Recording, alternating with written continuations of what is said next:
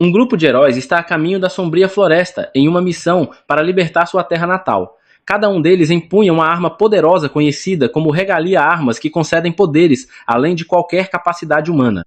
Assim, estão completamente preparados para enfrentar as bestas negras da floresta. No entanto, no instante em que chegam ao local, o motorista da carruagem é lançado para longe, sumindo no ar após ser atingido por uma das criaturas. Sem tempo para hesitação, o restante do grupo entra em ação, e o líder, Stefan, ordena que todos assumam formação e avancem direto para o covil das feras. O guerreiro que impunha uma espada curta começa a fatiar os monstros à sua frente com sua técnica de redemoinho, enquanto Stefan corta a cabeça de uma enorme serpente com um golpe preciso de sua lâmina. Contudo, mesmo decapitada, a serpente ainda tenta mordê-lo, forçando Alice a agir rapidamente e perfurar o olho da criatura com sua espada, encerrando a ameaça. Até o momento, a equipe tem se saído bem. Com todos os monstros mais fracos eliminados, eles seguem para o interior da caverna em busca do Senhor das Feras do Sul. Eventualmente, chegam ao centro da caverna e se deparam com Clevates da Luz do Luar. E quando o monstro faz uma entrada com aura pulsante, já dá para saber que vai dar ruim. Todos sentem a intensidade da presença da criatura, mas Stefan acredita que, com o poder da amizade, podem vencer qualquer coisa. Pois é, melhor esquecer isso. A amizade não vai salvar Luz dessa vez. Depois de ver Clevates pintar as paredes com o sangue de Stefan, é de se perguntar se ser herói realmente vale a pena. Mesmo assim, o tanque do grupo acha que pode fazer melhor e salta no ar para atacar a criatura, mas é decapitado quase imediatamente. O resto do grupo começa a perceber que não tem chance em uma batalha direta, mas já é tarde demais para recuar ou se reagrupar. Clevates começa a bater-los um por um com sua cauda. Confusos, os heróis não entendem como ele se move tão rápido, até que Alicia percebe que os ataques vêm das sombras deles. Ela grita para que todos saltem, criando distância de seus próprios reflexos. Graças a essa sacada, Alicia consegue desviar do ataque e sobreviver, mas os demais não têm a mesma sorte. Um dos heróis sobreviventes crava sua lança no chão e tenta invocar um golem de terra, mas esquece que o solo ali está sob controle de Clevates. Assim, ele não consegue manter a invocação e várias lanças saem do chão, cortando seu corpo. O usuário de lança tenta investir com força bruta contra Clevates, mas enquanto luta, o monstro observa com desdém, questionando como criaturas tão fracas quanto os humanos conseguiram entrar em seu território. Em pouco tempo, ele elimina o restante dos heróis. A única sobrevivente é Alicia, que tenta se manter viva voando ao redor da criatura com sua espada. Ela finalmente consegue se aproximar o bastante para atacar o rosto de Clevates e aplicar um golpe direto. Mesmo assim, seu ataque mais forte mal arranha a pele do monstro. Clevates, por sua vez, continua absorto em seus pensamentos, tentando entender por que os humanos decidiram atacá-lo, especialmente após 1000 anos sem conflitos entre eles. Já que insistem em incomodá-lo, ele conclui que precisará de uma solução mais definitiva, mas antes precisa acabar com Alicia. Ele então decepa seus membros e a lança para a morte. Algum tempo depois, Clevates cai sobre o reino humano, tomado por vingança. Ele teria deixado os humanos em paz se não tivessem tentado conquistar suas terras. Segundo o que os heróis disseram antes de morrer, eles foram enviados pelo rei de Haien. Então, Clevates precisa ter uma conversa com esse rei. Os arqueiros do reino são alertados sobre a ameaça e rapidamente se posicionam, disparando flechas contra Clevates, o que, claro, não causa qualquer dano. Ainda assim, insistem em atacar como se isso fosse mudar algo. Inicialmente, Clevates pretendia ignorar os outros humanos, mas, já que estão o provocando, ele os massacra no caminho até o castelo. Os guardas começam a preparar o restante das defesas, lançando catapultas contra ele, mas nem isso tem qualquer efeito. Clevates atravessa as muralhas com facilidade.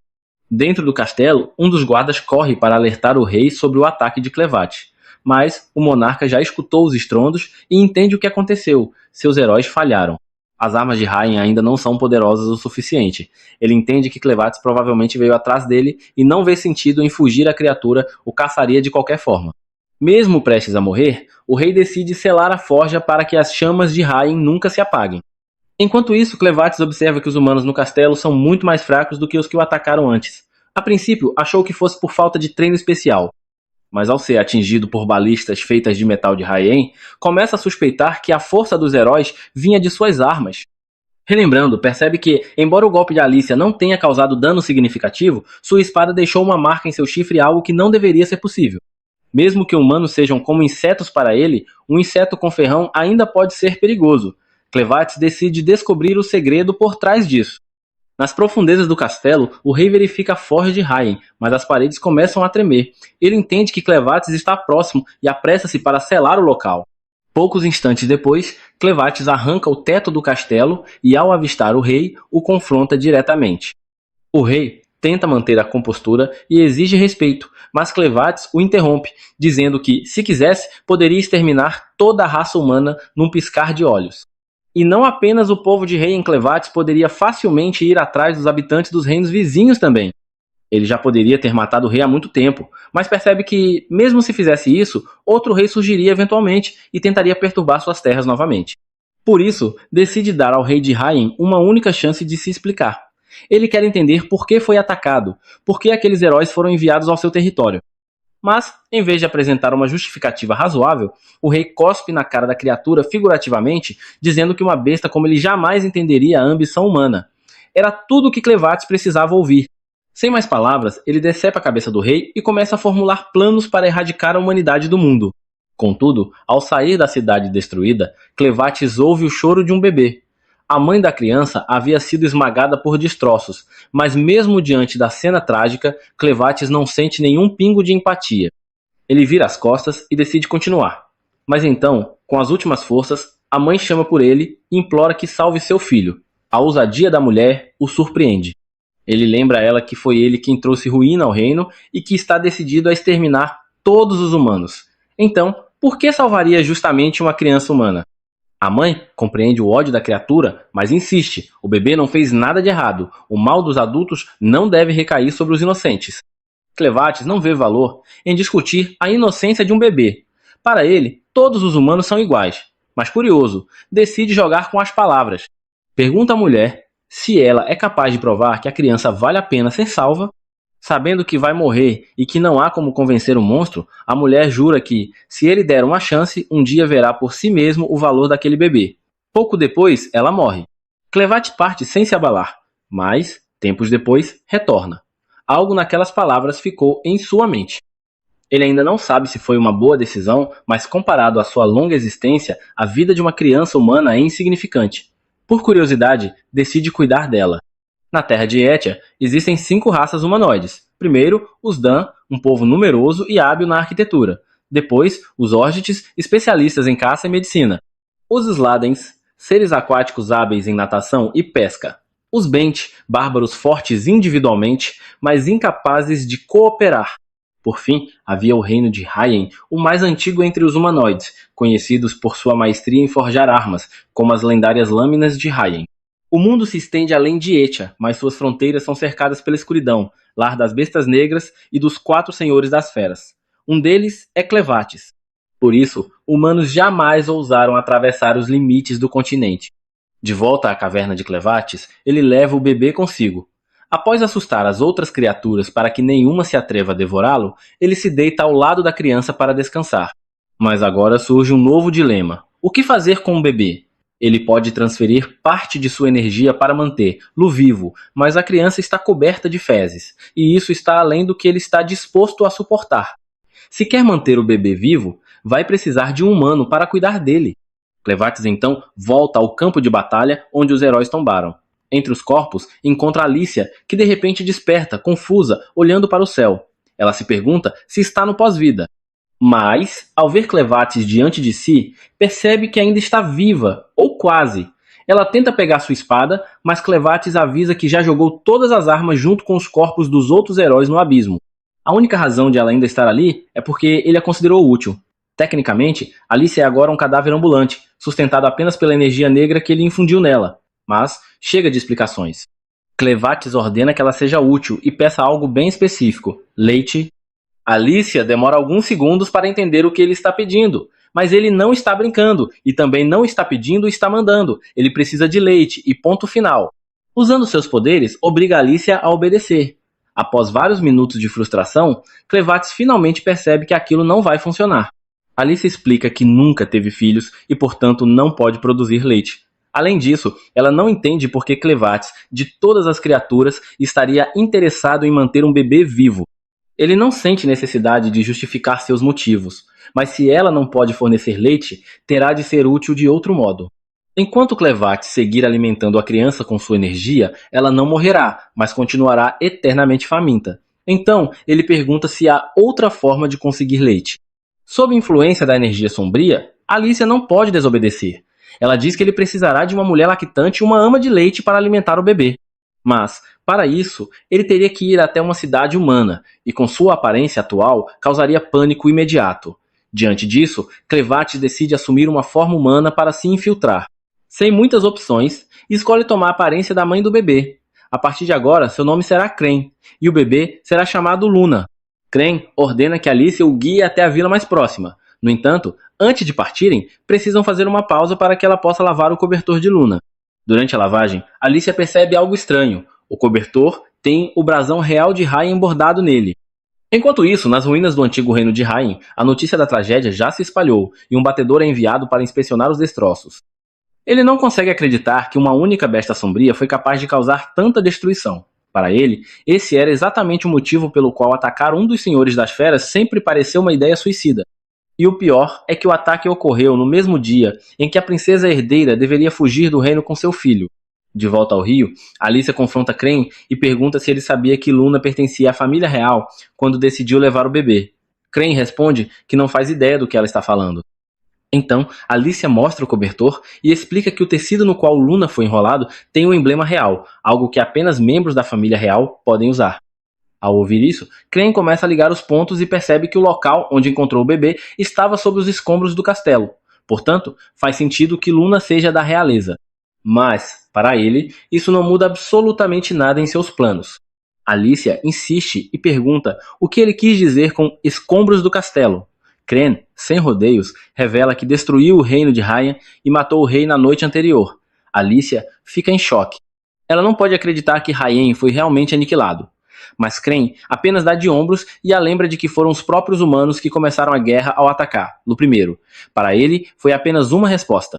Já para Alicia, é algo muito mais grave se Luna for mesmo o último membro vivo da família real. Isso significa que muita gente poderosa virá atrás dele. Crane, curioso, pergunta o motivo. Alicia explica que apenas membros da realeza de Raien possuem acesso às técnicas especiais de forja usadas para criar as lendárias armas de Raien. No mesmo instante, ela percebe que falou demais. Crane não havia pensado muito sobre o futuro de Luna até aquele momento, mas agora que sabe da importância dele, começa a considerar seriamente a ideia de tornar o novo rei dos humanos. Assim, poderia controlar tudo nos bastidores, e caso os humanos ultrapassassem os limites novamente, poderia destruí-los completamente, sem piedade. Mas por hora a prioridade ainda é conseguir leite para alimentar Luna. Então Crane ordena que Alicia se apresse. Alicia, por sua vez, continua sem entender por que ele se importa tanto com o bebê. No entanto, está absolutamente certa de uma coisa. Se algo acontecer com Luna, Crane provavelmente exterminará todos os humanos do continente. Com isso em mente, ela decide que será sua nova missão pessoal garantir que nenhum mal aconteça a Luna. Durante a viagem, alguns bandidos os atacam e Crane leva uma pancada na cabeça. No início, quando Alicia percebe que são apenas bandidos, ela pensa que seriam presas fáceis para o poderoso senhor das bestas sombrias. Infelizmente, Crane cai no chão após o golpe e começa a sangrar abundantemente. Ao ver isso acontecer, Alicia grita como uma garotinha e acaba levando uma pancada na parte de trás da cabeça, desmaiando. Ela fica chocada ao perceber que, mesmo com o poder sombrio de Clevatès dentro de si, ainda é tão fraca. Um tempo depois, Alicia desperta com uma visão que parece ser a de estar cercada por seus soldados a caminho de atacar Cleese. Antes que ela possa se acomodar nesse parque de diversões, Crane a chama de tola e manda acordar. Nesse momento, ela desperta para a realidade. Foram capturados pelos bandidos. Crane revela isso com um sorriso no rosto. Eles estão na carroça dos bandidos, onde muitos outros cativos estão sentados ao lado de Crane. Crane segura a bebê Luna com um sorriso calmo, o que preocupa ainda mais Alicia, que não entende o que está acontecendo. Ela nota que Luna está dormindo e pergunta como Crane conseguiu acalmar ela. Crane explica que Luna estava chorando momentos antes, mas agora está tudo bem, pois a viagem está sendo tranquila. Alicia se aproxima dele e sussurra, perguntando por que ele, um dos reis demônios mais poderosos que já existiram, se deixou capturar voluntariamente. Ela acredita que ao mudar sua aparência, Crane também teve sua força reduzida, por isso foi nocauteado com apenas um golpe. Crane diz que sua suposição está próxima da verdade, mas não completamente correta. Ele explica que a forma como mudou sua aparência também deixou seu corpo tão frágil quanto o de um humano, o que ele não sabia. Por isso, quando foi surpreendido com um golpe por trás, foi derrubado. Essencialmente, o sistema de defesa natural de Clem está agora enfraquecido, mas ele ainda pode se fortalecer usando seus poderes. Então, por que Clem ainda não tentou escapar dessa situação? Ele responde que, agora disfarçado como humano, planeja manter seus verdadeiros poderes ocultos até que Luna se torne a próxima rainha. Por isso, está permitindo que os acontecimentos sigam seu curso. Além disso, Clem deseja aprender mais sobre o mundo humano, incluindo o motivo pelo qual essas pessoas pobres foram sequestradas, e é por isso que escolheu não escapar.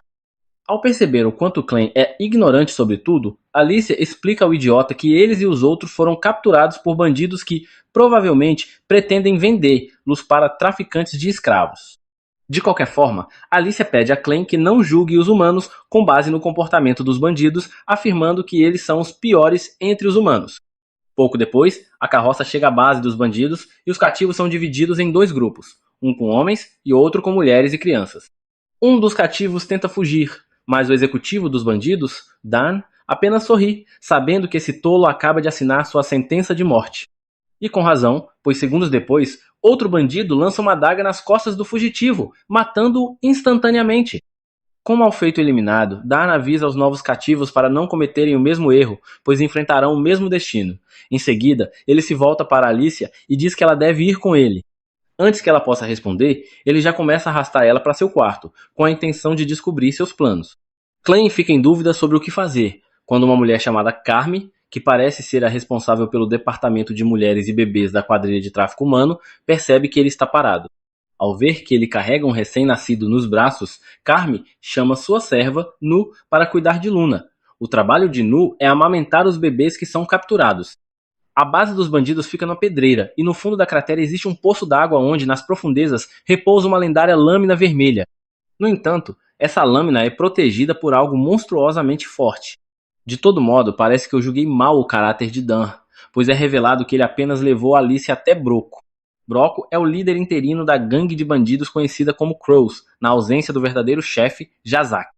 Broco aparentemente usurpou a posição de líder dos Crows, mas ninguém ousa protestar por causa de sua besta de estimação, Beth, que é capaz de despedaçar qualquer um. Alicia reconhece essa criatura como um demônio ocidental e se surpreende ao saber que Broco conseguiu domar ela. Broco se comunica com Beth, que lhe diz que quer brincar com um humano do sexo masculino. Então, Broco diz para ela se sentir livre para escolher um dos dois bandidos que vieram com Alicia. Mas antes disso, Broco revela o verdadeiro motivo de ter levado Alicia ao seu escritório. Os bandidos estavam de posse de todos os cristais mágicos que Alicia havia coletado da base de Clem, e Broco já havia identificado que esses cristais vinham do Monte Moon, o covil de Clevates. Observando as evidências e o fato de que Alicia não se urinou ao ver Beth, a besta demoníaca, ele conclui que ela é uma das 3 heroínas enviadas de Raiden para derrotar Clevates. Broco presume que Alicia estava a caminho de Raiden com a bolsa cheia de cristais mágicos. Então ele solta a notícia devastadora. A capital real já foi destruída por Clevates. No entanto, ele afirma que isso não é exatamente ruim para os Crows, revelando que possui uma lâmina avermelhada, a espada Mana Hidlart, que apenas a realeza de Raiden sabia forjar. Obviamente, a espada de Broco é falsa, e sua gangue as vende para tolos que não sabem distinguir uma cópia de um artefato real. Com a extinção da família real, o valor dessas espadas irá disparar, e ele vê nisso uma grande oportunidade de lucro. Contudo, o interesse de Broco vai além. Ele deseja encontrar a versão mais pura da espada Hydlash, forjada pelos reis de Raiden e entregue aos heróis. Broco acredita que todos os outros heróis foram mortos por Clevates e que Alice apenas sobreviveu por ter abandonado seus companheiros. Ele a questiona sobre onde está sua arma e onde estão as armas dos outros 12 heróis eliminados. Como Alice se recusa a responder, Broco ordena que Dan e Sat a levem até a base de Clevates para buscar os tesouros. Dan sugere levar ela a outro local onde já investigavam outro tesouro, mas Broco insiste no plano original. Ele ainda diz a ambos que podem se exercitar com Alicia antes da viagem, como forma de garantir que ela não crie problemas no caminho. Enquanto isso, Clem trabalha como garçom na taverna dos bandidos, administrada por Carme. Muitos bandidos tentam se aproveitar de Carme, e Clem, ao observar isso, só consegue pensar o quão podres aquelas pessoas são. Nu, por sua vez, está alimentando Luna com o leite que o pai da criança esqueceu de trazer. Nu também atua como garçonete ali, sendo frequentemente abusada pelos clientes, que são todos bandidos. Clem serve a todos com paciência e obediência, e muitos até se impressionam com sua dedicação. No entanto, Carme sente algo estranho. Todos assumem que Clem é um orc por causa dos chifres, mas sua pele é clara demais e seus olhos têm o brilho de um assassino. Dois bandidos começam a abusar de Nu e a arrastam para brincar com ela. Eles a violentam a noite inteira e a deixam coberta de feridas e hematomas. Nu não reclama. Quando acabam, ela simplesmente volta para a taverna e continua alimentando Luna. Os dois bandidos que a machucaram começam a se sentir fracos e tontos até que são literalmente apagados da existência. Clem foi o responsável, fazendo justiça por Nu. Quando ela volta para alimentar Luna, encontra a criança nos braços de Clem. Ela não sabe o que ele fez com os dois homens e só se importa em alimentar o bebê. Ela pega Luna e o leva para um galpão para amamentar ele. Clem se senta com ela e pede para que conte sua história. Ele quer saber se ela também é parte dos Crows e o que fazem exatamente. Nu hesita, mas Clem a encoraja a apenas continuar falando. Ela revela que cresceu naquele lugar. Sua única identidade é ser parte dos Crows. Nunca conheceu o pai, e sua única referência de família era sua mãe. Mas mesmo assim, ela nunca viu o rosto da mãe, apenas suas costas. Sabia que sua mãe era uma escrava porque a espionava sendo abusada por homens. Quando tinha 12 anos, sua mãe desapareceu. Nu não sabe se ela morreu ou fugiu. Tudo o que lembra é de estar jantando quando os homens vieram e a espancaram. Nos anos seguintes, sua vida virou um inferno.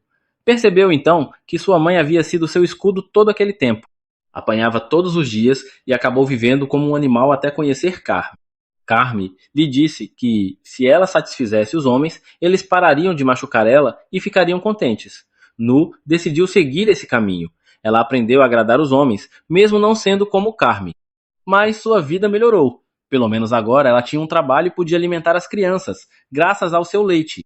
Clem pergunta por que ela tem leite se não tem filhos, e ela revela que ficou grávida, mas o bebê nasceu morto. Enquanto carregava a criança, isso lhe dava esperança de continuar viva. Mas o parto foi trágico. Quando soube que o bebê estava morto, sentiu como se estivesse afundando em um mundo gelado. Achou que morreria e estava bem com isso. Pensou que ao morrer, se reencontraria com o filho. Mas então algo mudou. Sentiu calor, abriu os olhos e viu uma criança de cerca de 6 meses sugando seu leite. Isso lhe deu uma nova razão para viver. Ela alimentou aquele bebê e depois outros vieram, e ela também os alimentou. Ver as crianças viverem por sua causa a faz sentir-se realizada. Ela confessa que tentou engravidar novamente 2 vezes, mas nunca conseguiu. Clem, ao ouvir tudo isso, se cansa da conversa e a interrompe. Ele pergunta se ela aceitaria ir com ele como ama de leite de Luna. Afirma que não tem a intenção de levar ela à força, mas também não vê motivo para deixar ela para trás. E, como Luna gosta de Naru, isso seria uma vantagem para Clem. A própria Luna bate levemente no corpo de Naru, como se estivesse pedindo para que ela fosse com eles. Clem, então, oferece novamente a escolha. Ela quer seguir com ele como ama de leite de Luna, ou vai continuar ali, permitindo que aqueles desgraçados façam com ela o que quiserem? Naru reconhece que é uma proposta tentadora. No entanto, seria ingênuo aceitar imediatamente, já que, ao que tudo indica, Clem também é um escravo. Ela diz que gostaria que fosse diferente, mas não poderia seguir ele. Sua justificativa é que ele também está preso àquela vida e que ela ainda tem outras crianças para alimentar e manter vivas. Com isso, ela lhe devolve Luna e vai embora. Enquanto isso, os bandidos levam Alicia até uma ponte e dizem para ela atravessar. Quando chega ao meio da ponte, ela para e olha para baixo. Eles acham que ela está pensando em se jogar e zombam, dizendo que não sobreviveria à queda. Mas Alicia não está pensando em se matar, ela está olhando para o rio abaixo e consegue ver pedras preciosas dentro da água. Ela sabe exatamente o que aquilo significa. Antes que pudesse expressar o que pensava, os bandidos dizem que aquele é o rio onde o lendário herói Cord morreu. Alicia também reconhece o lugar imediatamente. Então, um dos escravos se voluntaria para entrar no rio. Ele diz que, se conseguir pegar o que eles querem, ele e a esposa devem ser libertados. A esposa dele o incentiva, lembrando aos bandidos da promessa. Mas assim que o homem pula na água, monstros emergem e o devoram diante de todos. Alicia sabia que os bandidos não cumpririam com a palavra. Aquele lugar era conhecido como LB Shaft, uma região infestada de monstros que invadiram o mundo há 300 anos após uma grande inundação. Dentro daquele rio está escondida a espada lendária, Arventis. Os bandidos queriam que alguém a recuperasse, mas isso é virtualmente impossível. Ela os chama de desgraçados, pois sabiam que o rapaz morreria e nem sequer amarraram bem a corda de segurança. Eles a repreendem, dizendo que ela não está ali para dar conselhos. E então, o homem encarregado de espancar ela surge diante dela. O nome dele é Pedro e ele pula na ponte com intenções repulsivas, dizendo que vai arrancar suas roupas e humilhar ela. Mas antes que consiga se aproximar, Alicia quebra o próprio pulso para soltar a mão e toma a espada dele. Em seguida, corta a corda da ponte e se joga para baixo, mergulhando no abismo. Enquanto cai, murmura para si mesma, confiando nas palavras de Clem, que disse que ela não morreria. E então, resta a pergunta: será que ela sobreviverá? O corpo de Alicia está completamente esmagado e desfigurado por causa da queda. Os dois bandidos que estavam acima ficam apavorados com a possibilidade de Broco descobrir o que aconteceu e descontar neles.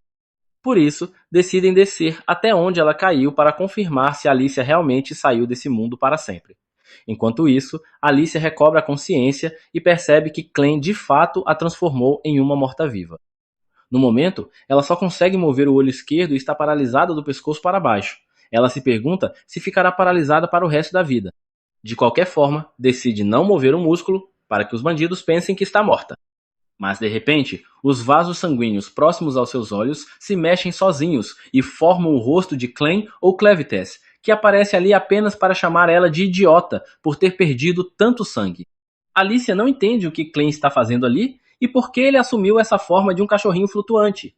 Clem explica que sua aparência depende da quantidade de sangue mágico presente no corpo de Alicia.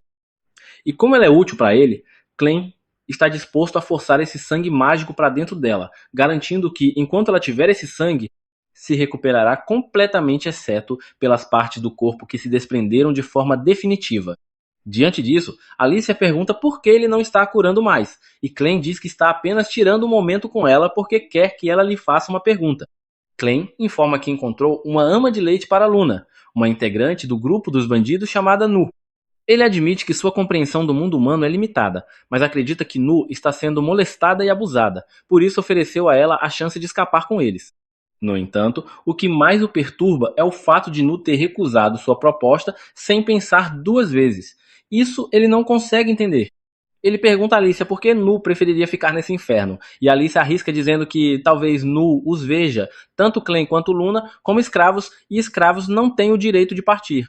Por isso, quando Clem fez a proposta, Nu nem sequer considerou que poderia haver uma chance real de fuga. Clem compreende e pergunta o que deve fazer para convencer ela a ir com ele. Alicia sugere que a forma mais direta seria eliminar todos os bandidos, mas Clem recusa porque isso comprometeria sua missão de permanecer disfarçado. Assim, ele ordena que Alicia faça isso por ele. A ideia faz sentido, pois ninguém desconfiaria se uma heroína como ela exterminasse um grupo de bandidos. Alicia hesita, achando que não tem o que é necessário, mas Clem não aceita um não como resposta. Ele é direto, ela precisa concluir a missão antes da próxima vez que Luna sentir fome. Após isso, ele força todo o sangue mágico de volta ao corpo dela, fazendo-a se contorcer como se estivesse dançando break e restaurando seu corpo à forma perfeita. Enquanto isso, vários bandidos descem e ficam atônitos, confusos e assustados ao ver aquela heroína semi-morta se reerguendo com uma dança inexplicável. Alicia tenta recuperar o fôlego, enquanto sente dores intensas cada vez que seus ossos quebrados se reconectam. Broco, o chefe, não faz ideia do que está acontecendo, mas ordena que capturem Alicia e quebrem os membros dela dessa vez, para garantir que ela não tente escapar novamente. Quando o primeiro bandido se aproxima, Alicia o deixa esfaquear seu braço sem reação, apenas para em seguida dar um soco nele, pegando sua espada e a venda de olho antes. Com essa espada, ela corta suas próprias algemas e coloca a venda no olho, preparando-se para a batalha. Enquanto isso, Clem procura por Nu novamente, prometendo a Luna que dessa vez convencerá a garota a se tornar sua ama de leite. Caso Luna esteja preocupada com Alicia, Clem a tranquiliza dizendo que a heroína ficará bem, já que é a única humana que conseguiu arranhar seus chifres durante a batalha. Em outro ponto, Carme repreende Nu por não ter limpado a bagunça na cozinha. Ela percebe que Nu está estranhamente feliz, mesmo tendo sido agredida, e suspeita que algo tenha acontecido. Nu responde que está apenas curiosa sobre como é o mundo lá fora, já que nunca saiu desse inferno desde que nasceu. Carme começa a suspeitar que ela quer fugir, mas Nu afirma que não, que é só curiosidade. De forma ingênua, ela acaba revelando que alguém lhe ofereceu essa oportunidade e admite, sem pressão alguma, que foi um escravo. Broco escuta a conversa e antes que possa agir, Carme o faz. ela dá um tapa em Nu por sequer pensar em sair dali antes dela. Broco entra no cômodo e pergunta pelo bebê, deixando claro que pretende usar Luna para algum propósito futuro. Em seguida, manda Nu ir com ele, e Carme imediatamente entende que ele pretende punir ela. Mas o que ela poderia fazer? Não pode confrontar o chefe. Então, apenas permanece ali, tremendo de medo. Quando Broco e Nu saem de vista, Carme suspira e se pergunta como os bebês serão alimentados agora, sugerindo que Broco pretende matar Nu. Clem aparece segurando Luna nos braços e Carme logo presume que ele quer que Nu alimente o bebê. Já irritada e de mau humor, Carme diz a Clem que ninguém mais pode alimentar a criança, pois Nu cometeu um erro grave, sonhou com algo impossível. Clem exige que Carme seja mais específica, e ao encarar ela com os olhos de uma criatura aterrorizante, Carme se sente obrigada a contar tudo. Ela diz que Broco não tem boas intenções com Nu, embora ela mesma não saiba disso. Quando Carme viu Broco levando Nu para longe, suspeitou que algo estava errado e estava certa. Broco leva Nu até uma caverna, e ao entrar, ela se espanta com o que vê. Apesar de ter nascido entre os corvos e vivido com eles a vida inteira, ela nunca havia estado ali. Quando pergunta sobre o lugar, Broco explica que é onde ele cria seus minérios mágicos, os quais têm diversas utilidades, inclusive a lâmpada que segura nas mãos foi criada com um deles. Ele a leva ainda mais fundo, até que ela vê um crânio humano. Alarmada, ela pergunta, mas ele diz que não é de um humano. Então, a luz se apaga. Ela chama por ele, dizendo que não consegue enxergar, e ele responde que foi um erro, prometendo acender novamente. Quando a luz retorna, Nu vê um troll diante dela, chamado Betty.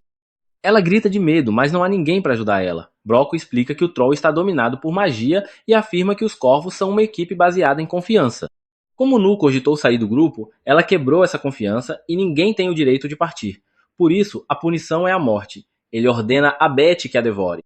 Nu tenta fugir, estende as mãos e, em desespero, deseja ter aceitado a ajuda de Clem antes. Ela estica os braços na esperança de que aquela mão estendida por Clem reapareça. Mas nada acontece até o momento em que ela entra na boca do monstro. No instante em que o troll a engole, Clem chega e Luna começa a chorar alto. Clem, então, comenta que comer e ser comido está no cerne da natureza humana. Até demônios precisam se alimentar, que dirá monstros. Ele não culpa o troll por comer Nu, apenas a si mesmo por ter chegado tarde. O que ele não entende é como um troll pode se deixar controlar por um mero humano, ainda mais alguém tão pequeno quanto Broco. Broco, irritado por ser questionado por uma criança, acusa Clem de querer morrer e manda Betty devorar ele e o bebê também. No entanto, Betty reconhece seu verdadeiro mestre. Apesar da ordem, o troll se recusa a obedecer Broco. Sentindo-se sufocado por Nu, que acabara de engolir, Betty cospe seu corpo. Nu reaparece ferida, parte de seu corpo está quebrado, mas ainda respira fraco. Clem sente que poderia reanimar ela, mas tem algo mais urgente, Broco. Ele diz a Luna que apenas ela poderá confortar Nu, então coloca o bebê sobre os restos de Nu e convoca um chifre mágico para levá-las embora. Elas desaparecem num instante, deixando Broco completamente chocado com o poder que presenciou. Ele acusa Clem de ter usado magia. Clem, curioso, diz que nem sabe o que é magia, então tenta explicar. Ele pega um minério mágico e revela os elementos que entraram nele para formar sua essência. Revela que sua lâmpada contém um minério mágico que o permite controlar trolls e outras criaturas, embora até o momento ele só consiga controlar trolls fêmeas. Como sua influência sobre Betty está enfraquecendo, ele solta o minério. O cheiro que se espalha domina toda a área, e Betty volta a ficar sob seu controle. Até Clem sente um mau presságio vindo do minério. Betty, enfurecida, tenta atacar ele mesma acorrentada, mas ele desvia. Clem percebe que sabe pouco sobre os humanos, e por isso não consegue prever seus comportamentos. Ele fica irritado com Alice por nunca ter lhe contado sobre os minérios mágicos. Enquanto isso, Betty tenta se localizar em meio aos bandidos. São muitos, e ela tem dificuldade em lidar com todos. Ela se lembra de quando treinava com seu pai ainda pequena.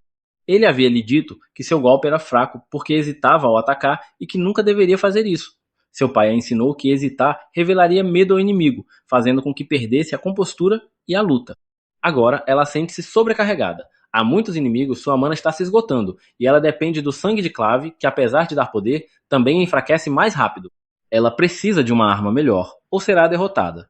Decide correr para o rio, onde acredita poder encontrar a lendária arma do herói, Arventes. Enquanto corre, ela reflete sobre o que acontecerá se for capturada. Sabe que será submetida a horrores. Os bandidos, vendo seu movimento, acham que ela vai se atirar no rio. Ninguém sobreviveu ali em 300 anos, mas estão errados. Ela não pretende se jogar. Ela salta acima da água e atinge o andaime do outro lado. Quando os bandidos percebem que ela não pulou no rio, tentam seguir ela.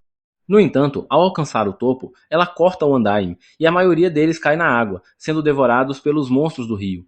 Em meio ao caos, percebem que ela desapareceu. O que eles não sabem é que Alicia está submersa. Diferente dos heróis do passado, ela tem uma vantagem: não pode sufocar. Ela preparou sua respiração antes do salto e pretende se manter invisível aos monstros enquanto afunda no fundo do rio, onde a arma lendária espera. Mas será que ela vai conseguir? Enquanto o barril afundava até o fundo do lago, a pressão da água começou a causar dor intensa em Alicia. Mesmo que não pudesse morrer, ela ainda sentia uma dor imensa, mas continuava suportando até que avistou a lendária espada. Grande parte de seu corpo já estava dormente devido à falta de oxigenação, mas ela insistia em nadar em direção à espada. No momento em que estava prestes a pegar ela, um olho gigantesco se abriu, revelando que tanto ela quanto a espada não estavam realmente no fundo do lago, mas sim sobre um monstro colossal. Desesperadamente, Alicia tentou agarrar a espada, esperando que seu poder aumentasse suas habilidades o suficiente para que conseguisse sobreviver. O monstro então a engoliu inteira junto com a espada. Com seu último fio de força, ela conseguiu segurar ela. Naquele instante, as palavras de seu pai ecoaram em sua mente. Ele lhe dissera que ela possuía mais talento do que qualquer um para liberar os poderes da espada lendária, e que isso a tornava uma heroína excepcional. Essa lembrança deu a Alicia o impulso de que precisava para continuar lutando, e ela conseguiu sair pela boca do monstro. Seu estômago havia sido dilacerado por uma mordida, e ela começou a perder muito sangue, sangue mágico purificado. Mas, sendo meio humana, meio zumbi, ela ainda permanecia consciente, concentrando-se em liberar as habilidades da espada. Ao conseguir absorver o mana da espada, Alicia balançou para baixo com tanta força que gerou propulsão suficiente para impulsionar ela para cima. Segundo ela, a espada possuía habilidades semelhantes às de peixes aquáticos, o que a tornava perfeita para batalhas submersas. Então, ela se perguntou como o antigo herói lendário havia perdido tal arma. Supôs que o herói deve ter sido derrotado por aquela besta colossal de alguma forma. Talvez a criatura fosse um demônio ancestral.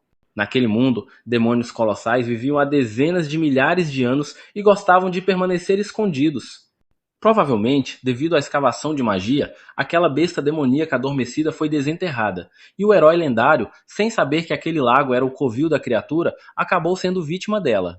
Em todo caso, Alicia continuou a balançar a espada e nadar em direção à superfície, quando notou muitos cadáveres frescos na água, mortos por monstros menores. Ela, porém, não se preocupou com eles, era muito mais forte e literalmente cortou caminho até emergir, finalmente, à superfície. Ao sair da água, Alicia encontrou os dois líderes dos bandidos esperando por ela. Eles notaram que ela empunhava a espada do tesouro, mas ainda assim cogitaram atacar ela, como se não tivessem um único neurônio funcionando. Antes que pudessem fazer qualquer coisa, porém, a besta colossal também emergiu, usando seus tentáculos semelhantes aos de um polvo para devorar qualquer humano que encontrasse. Com a ajuda da espada, Alicia conseguiu se defender, mas sabia que não conseguiria enfrentar aquela criatura sozinha. Ela decidiu deixar que o monstro matasse todos os bandidos e começou a se afastar da cena quando os líderes a chamaram, suplicando por suas vidas. Prometeram fazer tudo o que ela mandasse e garantiram que abandonariam o grupo dos corvos. Mas Alicia conhecia muito bem esse tipo de gente e sabia que esses vermes não perderiam uma chance de trair ela se pudessem. Então ela seguiu seu caminho e o monstro fez o resto, obrigando os bandidos a deslogarem daquele mundo de forma permanente. Apesar disso, Alicia, como heroína, não pôde deixar de se preocupar por deixar um monstro tão devastador à solta. Contudo, por ser uma criatura aquática, ela achava improvável que a besta deixasse sua área. De qualquer forma, ela havia eliminado todo o grupo de bandidos, conforme fora ordenado por Clem, e agora se perguntava o que deveria fazer a seguir. Foi então que Clem falou com ela por meio da conexão mágica de sangue, perguntando se ela havia completado a missão. Pela forma como o fluxo de sangue dela estava agitado minutos atrás, Clem assumiu que o trabalho fora concluído. Mas, ao notar os ferimentos que ela havia sofrido, entendeu que ela deve ter enfrentado dificuldades. Alicia ficou incrédula com a audácia dele.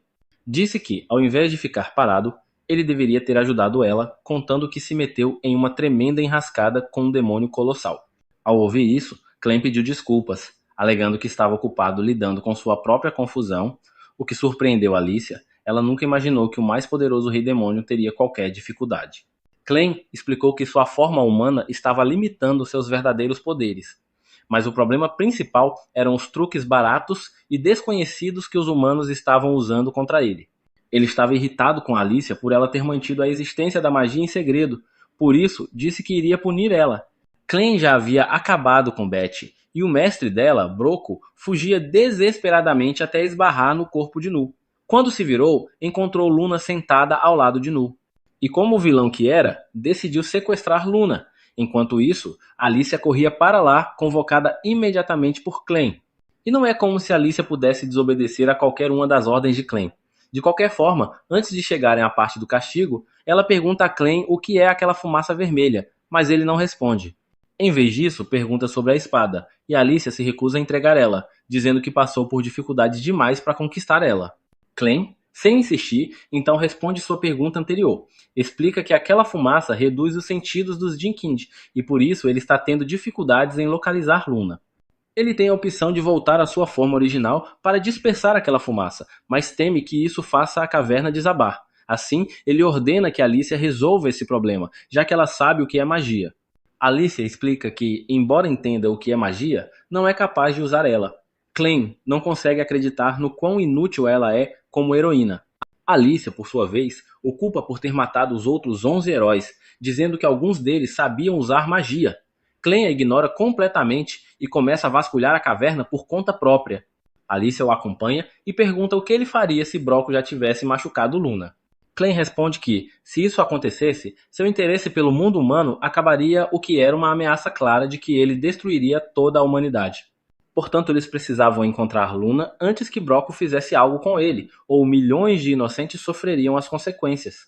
Sabendo que Luna era a única coisa impedindo a destruição total da humanidade, Alicia não tinha outra opção senão encontrar o menino. Ela começa a caminhar ao lado de Clem em busca dele e avista um rastro de sangue.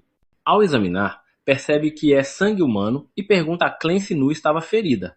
De fato, Nu estava machucada e sangrando, mas Clem disse que conseguiu estancar o sangramento por um tempo, embora soubesse que isso não duraria muito.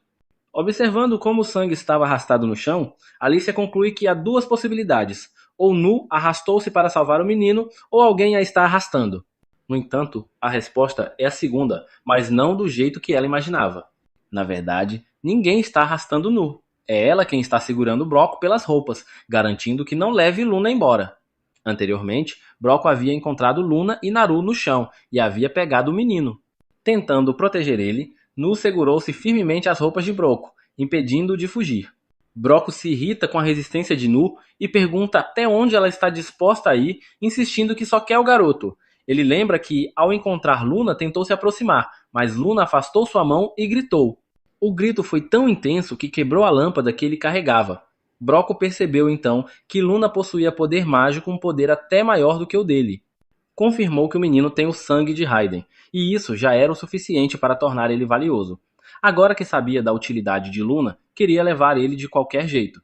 Como Nu não soltava sua roupa, ele ameaçou cortar a mão dela e ir embora. Antes que pudesse fazer isso, Alicia apareceu e o impediu. Broco fica surpreso ao ver ela viva e pergunta o que aconteceu com os capangas que enviou para matar ela. Alicia responde que, se aqueles garotos estivessem rastejando, já teriam chegado ao céu. Ela fez esse favor de responder sua dúvida. Clem então se junta à conversa dizendo que vai punir Broco. Percebendo que Luna era sua única rota de fuga, Broco pega sua espada e a pressiona contra as mãos de Luna, dizendo que, a cada passo que eles derem, ele cortará um dedo do garoto. Clem não se importa, mas Alicia o impede. Clem insiste que, mesmo que Broco corte as mãos de Luna, ele pode regenerá-las. No entanto, isso não evitaria a dor. Alicia não gosta nada dessa ideia e tenta negociar com Broco. Ele está disposto a ouvir. Então Alicia diz que tem a espada lendária que ele deseja e a mostra. Afirma que está disposta a entregar a ela em troca do menino. Joga a espada contra a parede e dá a Broco duas opções. Ou ele larga o garoto e usa as duas mãos para pegar a espada, ou leva o menino e abandona a arma. Broco ri. O fato de Alicia estar disposta a abrir mão da espada mostra o quanto o menino é importante. Isso confirma que Luna realmente tem o sangue de Raiden. E Broco não acha que apenas uma espada seja suficiente para fazer ele desistir do garoto. Então, ele propõe uma nova condição. Só largará Luna se receber a localização das outras espadas. Alicia hesita, mas Clem a convence de que são apenas algumas armas e que ela pode revelar isso. As espadas estão todas no mesmo local, e mesmo que Broco tenha poder, não conseguirá chegar até elas. Elas estão no Monte da Lua, o lugar onde Clem atacou a todos. Alicia revela o local a Broco. Ele ri, achando que conseguiu enganar os dois para conseguir o que queria, mas não sabe que eles não são tolos.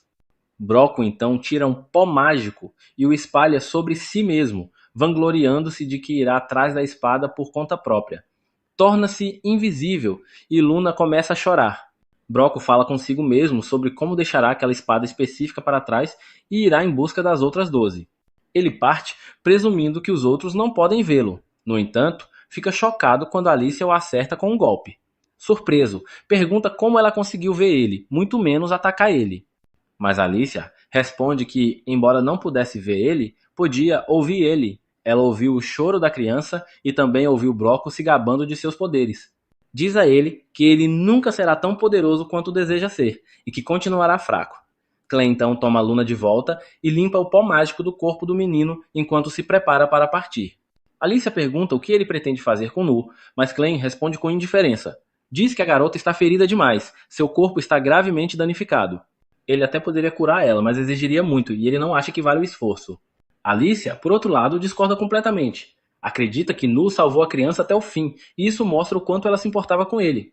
Insiste que, se Nu fosse a mãe de Luna, com certeza desejaria que o garoto vivesse. Clem, no entanto, a lembra de que só pode usar seu sangue mágico em uma pessoa por vez.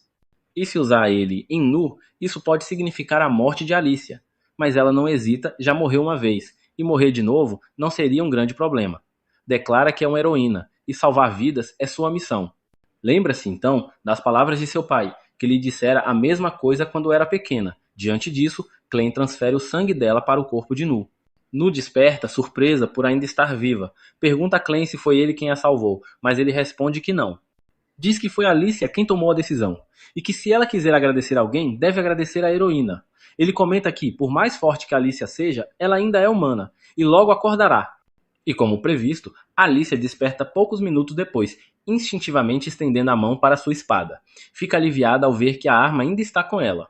Clem entrega Luna a Nu e a chama por um novo nome, Nuru. Diz que ela renasceu e por isso seu nome deve mudar. Agora ela deve seguir ele. Nuru segura Luna contra o rosto com carinho, sorrindo com ternura, enquanto pensa sobre a jornada que está por vir. Espera não se tornar um fardo. A jornada de 3 pessoas agora se transformou na jornada de 4. Como será que isso funcionará daqui para frente? No dia seguinte, Cleve decide confiscar a espada mágica de Alicia, dizendo que ela chama atenção demais. Sua sombra engole a espada, e Alicia fica devastada com isso, mas ele diz que irá devolver ela quando for necessário. Portanto, ela deveria ao menos estar grata por ele não jogar ela fora. Nesse momento, Nell aparece e comenta que Cleve usa uns feitiços bem estranhos. Ele então pergunta se ela já arrumou tudo o que precisam para a jornada, e a garota, toda feliz, mostra que pegou tudo, inclusive algumas roupas novas para Luna. Alicia fica surpresa e pergunta se a bagagem não está pesada demais para Nell, mas a menina responde que está bem leve. Alicia então começa a se perguntar se Cleve não teria substituído partes do corpo de Nell pelas dos bandidos para dar mais força a ela. De repente, Nell diz que pode carregar a espada e a armadura de Alicia também, se ela quiser. Mas Alicia responde que já não tem mais espada. Nell lembra então de uma vez em que Carmel lhe contou que Vrock guardava várias coisas boas na sua escrivaninha, e Alicia imediatamente implora a Cleve por ao menos uma espada.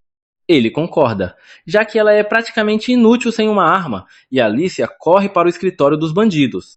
Enquanto isso, Cleve e Nell seguem em direção ao portão. Ele pergunta se ela está sentindo alguma nostalgia por deixar aquele lugar, e Nell responde que não tem boas memórias ali, mas foi onde morou com sua mãe, então ver ele vazio a deixa um pouco triste. Ela diz que a única pessoa que gostaria de ver antes de partir é Carmel, mas que isso levantaria muitas suspeitas com sua aparência atual. Cleve fica curioso sobre Carmel, quando de repente um sujeito salta do céu sobre ele, dizendo que encontrou o homem que usa magia estranha. Enquanto isso, Alicia chega ao escritório de Rock e começa a vasculhar a escrivaninha. Ela pega o dinheiro dele e depois encontra uma armadura de couro fetichista sobre a mesa. Ela se sente enojada só de pensar por tudo que aquela armadura já deve ter passado, mas decide vestir ela mesmo assim, pois ainda a protegerá numa batalha. Logo em seguida, ela encontra uma boa espada. No entanto, quando está prestes a voltar, Cleve atravessa a parede ao seu lado, voando para dentro do local. Alicia se assusta e pergunta o que está acontecendo, mas ele só consegue reclamar da fraqueza do corpo atual. Em seguida, o agressor entra e Alicia imediatamente percebe que ele é forte. Ela se prepara para lutar, mas o homem ataca primeiro. Alicia consegue desviar completamente do chute, mas ainda assim leva um corte no rosto, percebendo que ele definitivamente não é uma pessoa comum. O homem também percebe que Alicia é forte e continua chutando-a do ar, forçando-a a recuar. Isso, no entanto, não é suficiente para derrotar ela. Então, ele se distancia e usa um poderoso ataque sônico que a joga pelos ares, atravessando o telhado. O homem sai do prédio para finalizar ela, mas avisa que só está interessado no mago. Ele promete deixar ela em paz se ela desistir de lutar naquele momento.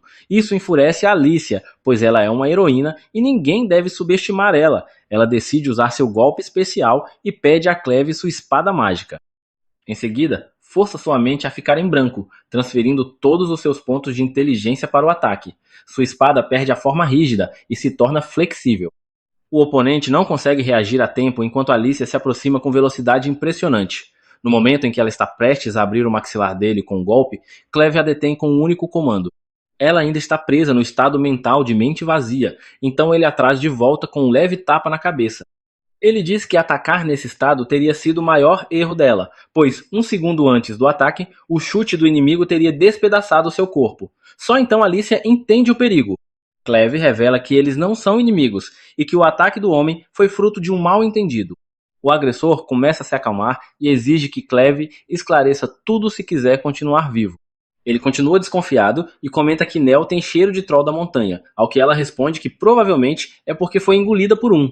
O homem então explica que recebeu informações de que um mago estava controlando um troll da montanha com magia. Ele veio resolver isso, mas encontrou o troll morto, com partes do corpo faltando, e presumiu que Cleve o havia matado por não conseguir controlar ele. Cleve entende o que aconteceu e rapidamente manda Nell e Luna para um lugar seguro antes de qualquer outra coisa. Alicia pergunta se deve protegê-las, mas Cleve prefere que ela fique, pois o homem diante deles é, na verdade, uma besta sombria disfarçada. Alicia fica chocada com essa revelação, e Cleve explica que a ilusão mágica nele é tão forte que nem mesmo ele consegue ver sua verdadeira forma. O único que seria capaz disso é o Senhor Demônio do Oeste, Zafir. Alicia entra em pânico ao ouvir esse nome, e Cleve comenta que ele e Zafir não se dão muito bem. O homem pergunta como Cleve sabe disso tudo, e ele finge ser um servo do Senhor Demoníaco Clevitus, pois não quer que ninguém descubra sua verdadeira identidade. O homem acredita e diz que, mesmo que seus mestres não sejam amigos, ambos têm o mesmo objetivo. Ele então assume sua forma verdadeira, uma gigantesca ave demoníaca, e se apresenta como Gart, servo do Senhor Demoníaco do Oeste. Gart diz ter ouvido que Clevitus destruiu recentemente um reino humano, e que até mesmo o Zafir está planejando um grande ataque contra os humanos. Para provar que é uma besta sombria, Cleve mostra um de seus tentáculos. Gart se mostra satisfeito com a resposta de Cleve e volta à sua forma humana, dizendo que agora não há mais motivo para lutarem.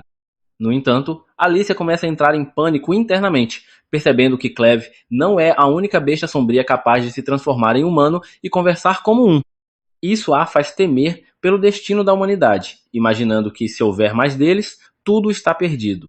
Cleve, no entanto, pede que ela pare de pensar demais, explicando que apenas algumas bestas sombrias de alto nível possuem essa habilidade e que elas não se envolvem com humanos sem um bom motivo.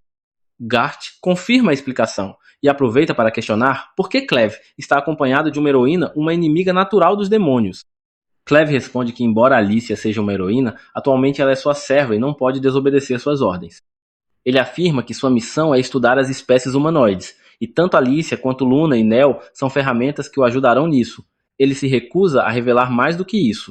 Gart aceita essa justificativa, mas deixa claro que se alguém atrapalhar sua missão, matará sem hesitação, mesmo que sejam servos de Cleve. Este, por sua vez, responde que Gart irá falhar, e então questiona sobre o motivo de sua presença ali, e por que Zafir está tentando atacar os humanos, já que ele tem a melhor reputação entre eles, sendo até venerado como um deus por ogros e outros seres. Gart explica que 3 dias atrás, enquanto patrulhava as florestas do oeste, viu algumas bestas sombrias procurando por seus filhotes desaparecidos. Lá, encontrou um frasco de poção que só poderia ter sido deixado por humanos. Ele levou a prova até Zafir, informando-a de que vários filhotes de bestas sombrias estavam sumindo, provavelmente sequestrados por humanos. Isso enfureceu Zafir, que o enviou para investigar o caso pessoalmente, pois, se fosse verdade, os humanos deveriam ser eliminados. Cleve se surpreende com o fato de Zafir ter descoberto isso antes dele e revela a Gart que o problema pode ser ainda mais profundo. Diz que conversou com uma mulher humana, ou melhor, que a aterrorizou até ela confessar a chamada Carmel. Ela contou que as mulheres da região não deveriam engravidar, e quando isso acontecia, homens assustadores de mantos negros apareciam para comprar os bebês, falando sobre talentos e outras coisas. Descobriu então que os filhos de Nel não nasceram mortos, mas foram mortos por Carmel, que temia ver-los vendidos e destinados a um destino ainda pior. Carmel admitiu isso a Cleve e justificou sua ação dizendo que queria proteger Nel do trauma de ver seus filhos sendo levados. Mas Cleve apenas a lembrou que Nel cresceu ali e que na prática Carmel e os outros nunca realmente tentaram proteger ela. Ao concluir a história, Cleve diz a Gart que os sequestros de bestas sombrias e os negócios obscuros envolvendo bebês humanos estão provavelmente conectados, e ele suspeita que a ligação entre tudo isso seja magia. Alicia reage com uma expressão de nojo ao ouvir aquilo, e Cleve pergunta o que ela está pensando. Ela responde que, embora não entenda muito de magia, sabe o suficiente sobre feiticeiros que a utilizam como arma. Atualmente, a força dos magos decide o resultado das guerras, e o primeiro a levar-los para o campo de batalha foi o general Drell, do exército de Bolat, o mesmo desgraçado que matou seu pai. Cleve se decepciona ao perceber que Alicia está ao seu lado por causa de uma vingança pessoal, e não para matar o verdadeiro responsável pela morte de seu pai. Ela responde que está apenas realizando o último desejo dele. Enquanto isso, Drell lidera um imenso exército e uma gigantesca besta sombria rumo a Raien, um reino que está sem rei. As forças que tentam impedir ele são os soldados de outra nação humana, mas eles estão em desvantagem, pois não têm soldados ou magos suficientes. O capitão deles, Rod, sabe que não conseguirá deter Drell até que as forças principais cheguem. Ele está ciente de que o alvo de Drell é a Forja Real de Ribnia, o único lugar do mundo onde espadas mágicas podem ser criadas, e que também abriga o item mágico mais antigo da história. Rod teme que, se Drell e o reino de Bolat se apossarem da forja, sua tecnologia mágica se torne ainda mais poderosa e perigosa. Por isso, espera que o reino de Ezin coopere com Raien para impedir esse avanço. Porém, já é tarde demais. Maynard, o mago mais poderoso do exército de Bolat, já havia se infiltrado em Raien enquanto Drell distraía as forças inimigas do lado de fora. Ele matou todos os guardas do portão e o abriu, permitindo a entrada do exército de Drell. Em seguida, Maynard informa a Drell que já confirmou a morte do rei e que a princesa herdeira está a salvo, embora fora do alcance deles. No entanto, há um problema. O príncipe de apenas 6 meses está desaparecido desde que a capital foi destruída, e ele é o único com sangue real puro de Raiden garantido. Maynard revela que seus corvos lhe disseram que o príncipe foi levado por um garoto de cabelos pretos e que recentemente um par semelhante foi avistado em direção ao norte. Drell, impressionado com a eficiência de seu informante, ordena que encontre o príncipe e o leve até ele antes que conquiste a capital de Raien. Em outro lugar, vemos Clem e Nel. Ele pergunta o que é aquele líquido que ela deu a ele, e ela explica que é café, que é muito caro, e que seu antigo mestre, Vrocco, bebia às vezes. Conta ainda que vem de um lugar muito distante, e que colocou bastante açúcar para ficar bem docinho. Clay então comenta que os humanoides têm ideias muito estranhas. Ele tenta beber o café, mas acaba queimando a língua por estar muito quente, então coloca de lado para esfriar. Luna tenta pegar nesse momento. Nel pergunta para onde foi o Homem-Pássaro, e Clem diz que ele foi embora relatar à sua mestra o que descobriu. Ele diz a Nel para ter medo, pois o homem não desconfia mais dela. Em seguida, bebe o café, gosta e comenta que o cheiro também é agradável. Nel fica feliz ao ouvir isso. Nesse momento, Alicia volta dizendo que conversou com os comerciantes da cidade e que eles lhe contaram que Riden está um caos.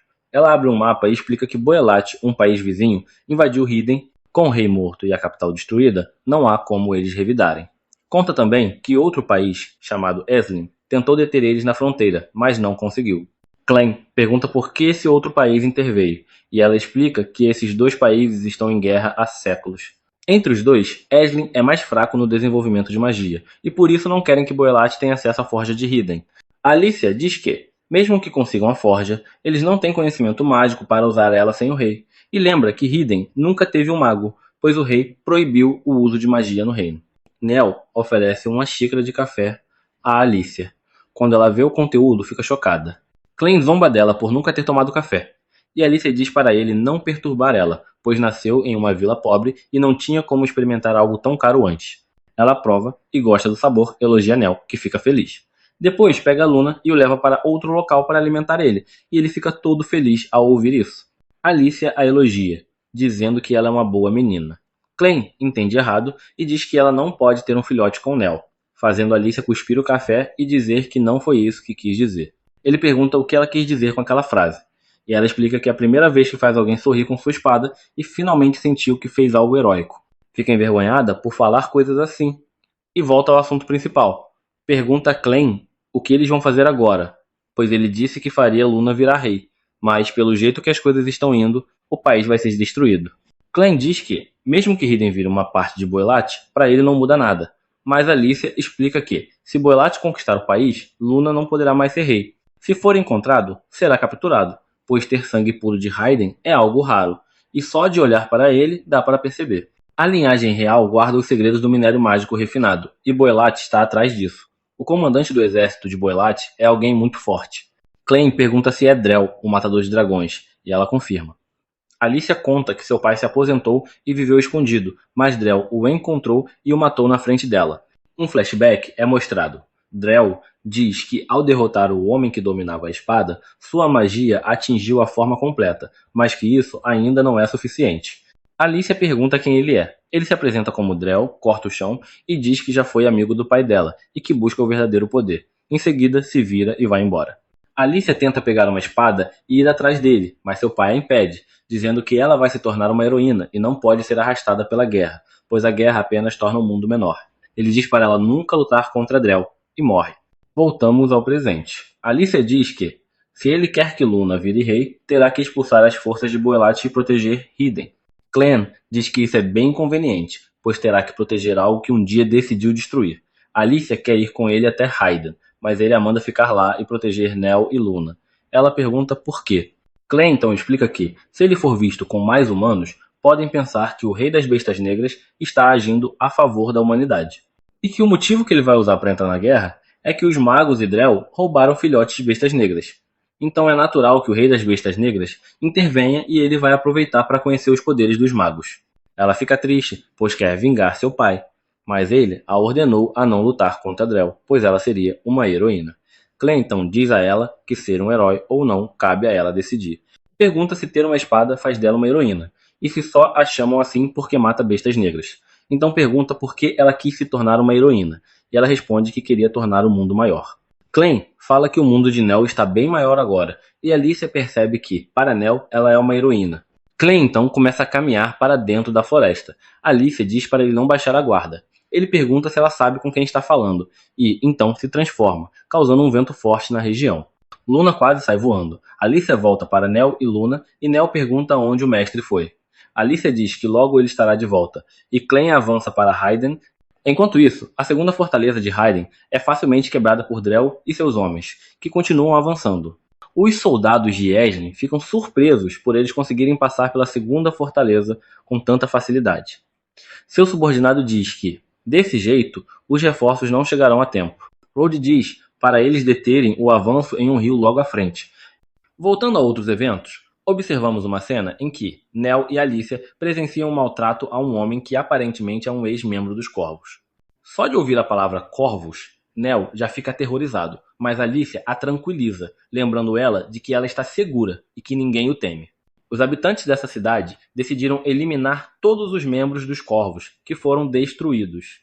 Para ilustrar a gravidade da situação, pode-se dizer que os Corvos foram deixados como maçãs penduradas em sua árvore, ou seja, foram enforcados para servir de exemplo. Os cidadãos estão levando muito a sério a questão de se defenderem e começaram a se organizar para qualquer eventualidade. Alicia, ciente do descontentamento da população com o reino e os heróis, pede a Nell que a chame apenas pelo primeiro nome. Ao entrarem em um estabelecimento, são imediatamente questionados se são membros dos Corvos, ao que Alicia responde que não. Felizmente, uma mulher, que parece ser a dona do lugar, intervém pedindo que os deixem passar para não acordar um bebê. Além disso, essa mulher, a chefe do estabelecimento, sabe que andar desarmado ao ar livre é perigoso, então entende que Alicia está armada. Ela reconhece que Neru é um item de sangue puro, algo raro naquela região. De qualquer forma, Ela pergunta o que estão fazendo ali e diz que, dependendo da resposta, permitirá que fiquem. Alicia explica que são guardas de um homem muito importante e que agora tem a missão de proteger um bebê. A chefe decide acreditar neles, supondo que o homem importante possa ser um nobre que fugiu de Hidden, o que faz sentido dado o caos no mundo. No entanto, o que ela realmente quer é que consumam algo no estabelecimento, já que valorizam o dinheiro. Alicia pede comida e um quarto, priorizando um lugar onde o bebê possa dormir tranquilamente. A chefe concorda, mas informa que o preço é de 2 moedas de prata por noite, com pagamento de 2 noites adiantadas. Alicia paga sem problemas, mas os funcionários do local deixam claro que não confiam nelas por serem estrangeiras. Felizmente, a chefe os repreende, destacando que agora são clientes e devem ser tratados com respeito. Inclusive, ela ordena que carreguem a bagagem das duas, embora Nell insista que não é necessário. Um dos funcionários, no entanto, fica impressionado com a força de Nell ao carregar algo tão pesado. Já no quarto, a chefe comenta que a cama de ferro é uma curiosidade local, já que a cidade é conhecida por seus carpinteiros. Ela menciona que o rei doou essas camas quando ajudaram a fazer cadeiras para o castelo, em tempos melhores. Agora, com o rei morto e a guerra em curso, ninguém sabe o que acontecerá. Ela se despede, pedindo que a chamem se precisarem de algo. Neiro quer arrumar o quarto para que Luna, o bebê, fique confortável, mas infelizmente Maynard os encontrou e está enviando milhares de insetos para capturar Luna. Enquanto isso, Alicia se pergunta como está Clem, e Nell mostra que Luna acabou de ganhar seu primeiro dente, o que é motivo de alegria para elas. A chefe retorna para avisar que a comida está pronta, e Alicia decide buscar a comida para não deixar Luna sozinha. No andar de baixo, o local funciona como uma espécie de bar, e Alicia ouve alguns homens reclamando que o rei morreu por culpa dos heróis, que falharam em sua missão de derrotar o rei das bestas mágicas, desencadeando uma série de desastres. Eles criticam os heróis, chamando seus títulos de meramente decorativos e acusando eles de buscar apenas os tesouros do rei. Alicia fica indignada com esses comentários contra aqueles que protegeram o povo por tanto tempo, mas entende que essa é a consequência dos acontecimentos recentes e a atual reputação dos heróis sobre a qual ela nada pode fazer.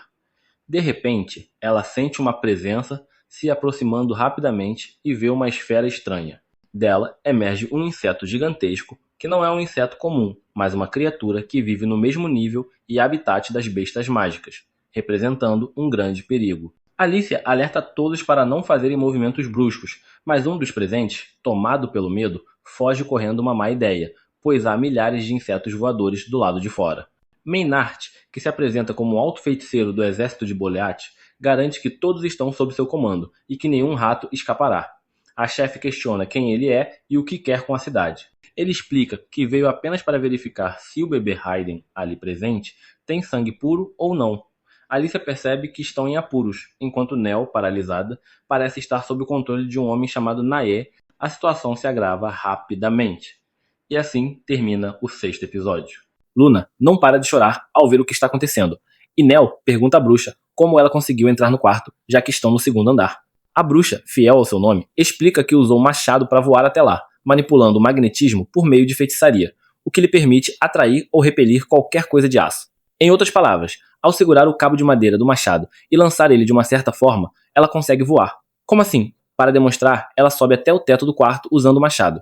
Ao descer, conta que ouviu dizer que essa feitiçaria foi inspirada em uma tartaruga do leste, que usa uma armadura de aço. Quando tentaram cortá-la com uma espada, a lâmina ficou grudada, e ao tentar perfurá-la com uma lança de pedra, a couraça de aço a repeliu, tornando-a um adversário difícil de derrotar. A bruxa comenta que uma tartaruga lhe parece meio patética, mas reconhece que cada um tem uma aptidão diferente. Nell nota que a bruxa tira algo de sua bolsa e pergunta o que é, querendo saber o que ela planeja fazer com Luna. Naya responde que é apenas uma droga simples para testar a aptidão. Com uma expressão aterrorizante, ela diz que quer testar o bebê de Hayden. Naya explica que, se Luna tiver aptidão para feitiçaria, seus olhos mudarão de cor. Caso contrário, ela apenas terá espuma sanguinolenta saindo pela boca e morrerá. Nell fica horrorizada ao ouvir isso, mas Naya a tranquiliza, dizendo que o sofrimento será breve e que, se Luna não morrer, é muito provável que ela seja de linhagem real. Luna chora e tenta resistir à droga, o que faz Nell gritar e implorar para que a bruxa pare. Ao ouvir o grito, Alicia corre imediatamente para o quarto, mas é interceptada por Maynard, que usa um gigantesco milípede para detê-la, deixando claro que não tem interesse nela e que a fará desaparecer ali mesmo. Enquanto isso, Nell, chorando de frustração por estar presa, questiona a bruxa sobre como ela pode arriscar a vida de um bebê em um teste tão cruel. Vendo Nell tentar se libertar, Naya explica que é inútil, pois o aço que ela controla é tão forte que pode até deter a investida de um touro. Isso significa que as duas camas de metal que prendem Nell contra a parede têm uma força maior que a de dois touros, e ela não conseguirá mover elas com seus braços finos. Mesmo assim, Naya continua tentando forçar a droga na boca de Luna, mas Nell, tomada por uma raiva que desafia toda a lógica, libera uma força descomunal. Com um único empurrão, ela lança as duas camas de metal diretamente contra Naya, fazendo-as voar para fora do quarto. O estrondo confunde Maynard, que está do lado de fora. Nesse momento, Paris percebe que Alicia conseguiu deter o milípede com pura força bruta. Ela declara que não cairá tão facilmente e, com um chute, afasta o monstro, deixando-o sem vida. Maynard reconhece que Alicia não é uma espadachim comum e não a impede quando ela corre para o quarto. Naquele instante, Maynard se surpreende ao perceber que reconhece aquela mulher. Quando Alicia entra no quarto, fica chocada ao ver a bruxa no chão, mas aliviada ao confirmar que Nell e Luna estão bem. Observando o enorme buraco na parede do quarto, Alicia se pergunta se foi a bruxa quem o causou. Nell explica que estava empurrando as camas com desespero, e quando abriu os olhos, tudo estava assim. O fato de Nell ter causado aquele buraco deixa Alicia ainda mais surpresa, mas ela deixa isso de lado e diz que precisam sair imediatamente. O alvo do inimigo é Luna, e elas devem protegê-la a todo custo até que o mestre retorne. Nell aproveita para perguntar o que farão com a bagagem, mas Alicia responde que a deixarão para trás, pois sua espada é tudo o que precisa. O exterior da estalagem está infestado de insetos, mas Alicia usa uma técnica secreta de espada chamada libélula, que consiste em múltiplos cortes rápidos. Com isso, ela consegue pular do segundo andar com Nell sem que sejam feridas pelos insetos e começam a correr imediatamente. No entanto, Naya recobra a consciência e, ao ver elas fugindo, lança seu machado contra elas, mas os insetos a impedem de acertar elas. Ela própria não consegue sair para perseguir elas devido à enorme quantidade de insetos do lado de fora, então pede a Maynard que os remova. Por um momento, Naya para e observa o buraco na parede, reconhecendo a força bruta impressionante de Nell por ter conseguido fazer aquilo. Enquanto isso, Nell e Alicia chegam à área onde os insetos param de perseguir elas e avançam em direção à floresta, na esperança de escapar da cidade sem problemas. No entanto, encontram uma parede de insetos em uma parte da floresta, o que deixa claro que a fuga não será tão simples. Alicia comenta que não pode usar a técnica libélula várias vezes seguidas, então não será capaz de eliminar tantos insetos. Sem outra escolha, ela decide buscar um lugar onde os insetos não possam entrar, já que a segurança de Luna é a prioridade no momento. De volta à estalagem, Naya informa Maynard que deixou o alvo escapar. Ele apenas pergunta se ela conseguiu testar a aptidão mágica do bebê, mas Naya explica que foi impedida por uma mulher forte como um touro que estava com Luna. Ao ouvir isso, Maynard admite que subestimaram a situação, pois agora sabe que a espadachim de tapa-olho é Alicia Glenfall, uma das 13 heroínas. Os outros na estalagem ficam surpresos, e Maynard revela que estava presente quando o General Dorrell e seu pai lutaram. Além disso, o bebê protegido por uma heroína não pode ser comum, o que significa que acertaram o alvo. Ele acredita que nem é necessário testar a aptidão de Luna, e, embora não saiba que destino os uniu, está certo de que valerá a pena capturar elas. Maynard começa a rir de forma maníaca, mas Naya não parece satisfeita com sua atitude. Ele então decide reunir todos os habitantes na praça, pois tem algo a dizer. Quando todos estão reunidos, um dos habitantes pergunta por que os soldados de Baldred os querem, desconfiando claramente de suas intenções e temendo que possam ser executados. O homem deixa claro que todos estão armados e prontos para lutar, mas sugere que primeiro expliquem o que pretendem fazer com o reino. Maynard os elogia dramaticamente, dizendo que os habitantes de Sião são realmente duros e extraordinários. Em seguida, ele explica que não estariam ali se o reino tivesse perecido tentando algo impossível. Embora pareçam um exército invasor, Maynard garante que a realidade é diferente. Ele esclarece que vieram para defender suas terras, os domínios habitados pelos homens. O rei das bestas mágicas atacou a capital do país, e, se ele atacar novamente, este lugar pode se tornar parte do mundo das bestas mágicas. É evidente que Raiden não tem poder para impedir isso, e por isso vieram para proteger o mundo humano com todas as suas forças, não para roubar algo deles. Um dos filhos de Carly pergunta, então, para que servem os insetos, lembrando que eles já causaram a morte de alguém do vilarejo. Maynard admite que não conseguiu evitar a morte de alguém por causa dos insetos, mas insiste que foi apenas um acidente infeliz. Eles vieram perseguindo uma criminosa violenta, que para o povo de Raiden é uma traidora e inimiga de todos os humanos. Não tinham escolha a não ser usar os insetos para capturá-la, e o incidente anterior foi apenas um acidente. Outro habitante pergunta quem é essa criminosa violenta, sugerindo que talvez ela seja apenas inimiga de Baldred. Maynard assegura aos habitantes que a inimiga é de todos, pois se trata de uma dos 3 heróis, a origem da calamidade que estão sofrendo, Alicia Glenfall. O povo fica incrédulo com suas palavras, já que nunca tiveram uma boa imagem dos heróis. Maynard aproveita essa desconfiança para pedir que trabalhem juntos para caçar a heroína. Em outra cena, a narrativa nos leva ao rio Marel, em território de Raiden, a certa distância de Rei Drad. O exército de Drell avança pelo rio, mas ele para em um determinado ponto e ordena que quem quer que esteja escondido saia, ou será caçado. De repente, Rod emerge de seu esconderijo usando seu tesouro mágico, a Flor de Neve, para atingir a água do rio, congelando-a instantaneamente. Imediatamente, o restante de suas tropas sai do esconderijo para enfrentar o exército de Drell. Rod explica que, no rio congelado, os soldados mal conseguem se mover, e os cavalos e os pesados grantos não se mantêm em pé. Isso é suficiente para equilibrar a desvantagem numérica de 50.000 contra 6.000. Assim, eles derrotarão quantos puderem enquanto têm a vantagem, priorizando os bruxos. Drell reconhece que a estratégia de Rod é esplêndida, digna de um descendente do herói Rogers. Ele observa que o tesouro mágico de Rod, a Flor de Neve, foi capaz de eliminar as bestas mágicas que atacaram uma cidade em Ethren, e nota que Rod domina esse artefato. No entanto, Drell aponta que a magia congelante do tesouro não deveria ser capaz de congelar o rio de uma só vez. Ele deduz que Rod posicionou alguns bruxos rio acima para resfriar a água antes do ponto de congelamento. Rod confirma isso e afirma que, se derrotar Drell, terá a vitória, embora Drell questione se ele realmente será capaz. Sem hesitar, Rod parte para o ataque, mas Drell desvia a trajetória de seu tesouro com um único movimento de espada, surpreendendo-se por Rod ter resistido. Rod não perde tempo e ataca novamente à distância com um movimento chamado Serpente de Gelo. Drell bloqueia o ataque, desce do cavalo e começa a lutar, comentando calmamente enquanto elogia os excelentes movimentos de lança de Rod. Ele reconhece que o tesouro possui grande poder e que Rod tem habilidade suficiente para utilizar ele, mas assegura que mesmo assim seu plano não será suficiente para vencer ele. Com o movimento de espada, Drell afasta e diz que nada disso é capaz de romper a atadura do mundo. De repente, a espada de Drell se incendeia e do fogo emergem garras com as quais ele ataca, usando um movimento chamado Garra de Necrodragão. Rod tenta bloquear o ataque, mas é empurrado para trás. Michael ordena que a primeira unidade apoie o capitão. Drell explica que, ao combinar sua espada com feitiçaria, seu tesouro, o Dragão Negro, tornou-se mais do que uma simples arma. Ele demonstra isso ao derrotar a primeira unidade com um único ataque, aniquilando até mesmo alguns de seus próprios aliados. Drell declara que os fracos que morrem ali não merecem chegar ao mundo além. Rod, confuso, pergunta do que ele está falando e o que pretende fazer. Drell responde que seu objetivo é destruir a lenda dos heróis, pois não faz sentido seguir uma tradição impossível de realizar. Ele argumenta que por causa dessa lenda tola, enfrentam inimigos invencíveis com métodos que nunca levam à vitória. Assim como seu antepassado e seus antigos companheiros, as pessoas acreditam na lenda, lutam e acabam derrotadas. Por milhares ou dezenas de milhares de anos, a mesma história se repete, sem nenhuma mudança na tradição. E agora é hora de pôr um fim a isso. Drell diz a Rod que não lhe dará o golpe de graça, em respeito à magnífica luta que ele proporcionou. Seu exército seguirá adiante, e Rod poderá testemunhar como o mundo será transformado. Antes que Drell possa partir, ele é surpreendido por um poder imponente que o detém. Nesse momento, todos percebem que estão diante do próprio rei das bestas mágicas, Clevates da Luz da Lua. Sua chegada sacode o ambiente, e sua mera presença, ao pronunciar uma única palavra, intimida todos os presentes.